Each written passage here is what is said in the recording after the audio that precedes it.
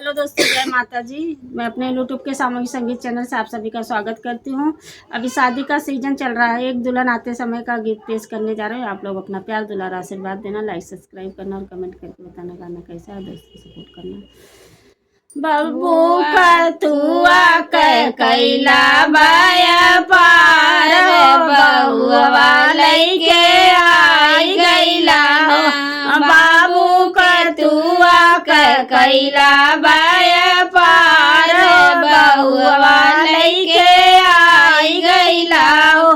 अम्मा सोनामा कैनी बाया पार बउआ लइके आई गईली हो।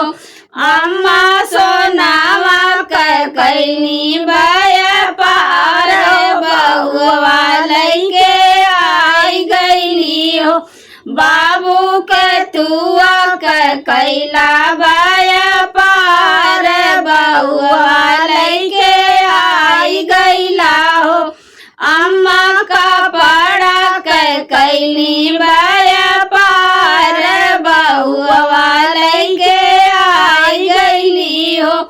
अम्मा का पड़ा कैली बाया पार बउआ लइके आई गईली हो।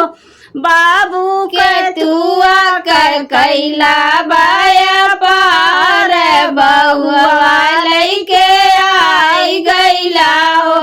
अम्मा से नूरा कैली बाया पार बउआ लइके आई गईली हो।